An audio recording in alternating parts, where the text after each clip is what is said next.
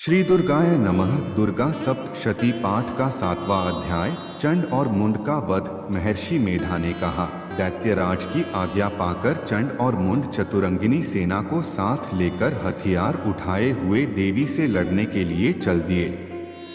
हिमालय पर्वत पर पहुंचकर उन्होंने मुस्कुराती हुई देवी जो सिंह पर बैठी हुई थी देखा।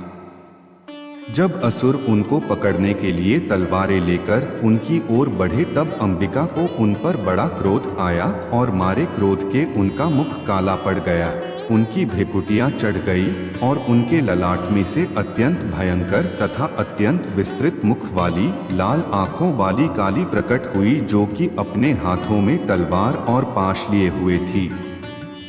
वह विचित्र खड्ग धारण किए हुए थी तथा चीते के चर्म की साड़ी एवं नरमुंडों की माला पहन रखी थी।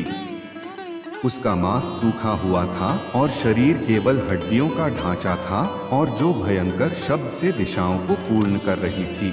वह असुर सेना पर टूट पड़ी और दैत्यों का भक्षण करने लगी।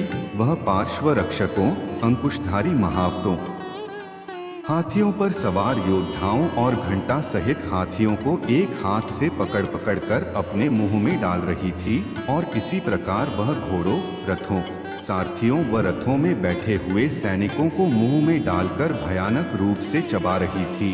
किसी के केश पकड़कर, किसी को पैरों से दबाकर और किसी दैत्य को छाती से मसलकर मार रही थी। वह दैत्य के छोड़े हुए बड़े बड़े अस्त्र शस्त्रों को मुंह में पकड़कर और क्रोध में भर उनको दांतों में पीस रही थी। उसने कई बड़े बड़े असुर भक्षण कर डाले, कितनों को रौंद डाला और कितनी उसकी मार के मारे भाग गए।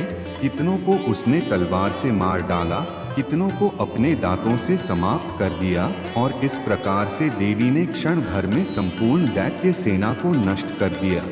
यह देख महापराक्रमी चंड काली देवी की ओर पलका और मुंड ने भी देवी पर अपने भयानक बाणों की वर्षा आरंभ कर दी और अपने हजारों चक्र उस पर छोड़े। उस समय वह चमकते हुए बाण व चक्र देवी के मुख में प्रविष्ट हुए इस प्रकार दिख रहे थे जैसे मानो बहुत से सूर्य मेघों की घटा में प्रविष्ट हो रहे हों। इसके पश्चात भयंकर शब्द के साथ काली ने अत्यंत जोश में भरकर विकट अट्टहास किया। उसका भयंकर मुख देखा नहीं जाता था। उसके मुख से श्वेत दांतों की पंक्ति चमक रही थी। फिर उसने तलवार हाथ में लेकर हूँ शब्द कहकर चंड के ऊपर आक्रमण किया और उसके केश पकड़कर उसका सिर काटकर अलग कर दिया। चंड को मरा हुआ देखकर मुंड देवी की ओर लपका, परंतु देवी ने क्रोध में भरे उसे भी अपनी तलवार से यमलोक पहुंचा दिया। चंड और मुंड को मरा हुआ देखकर उसकी बाकी बची हुई सेना वहां से भाग गई। इसके पश्चात काली चंड और मुंड के कटे हुए सिरों को लेकर चंडिका के पास गई और प्रचंड अट्टहास के साथ कहने लगी, हे देवी, चंड और मुंड दो महादैत्यों को मारकर तुम्हें भेंट कर दिया है।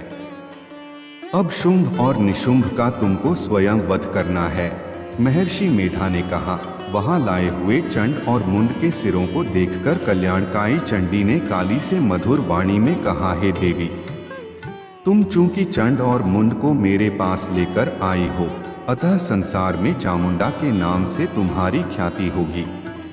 जय मां शेरावाली।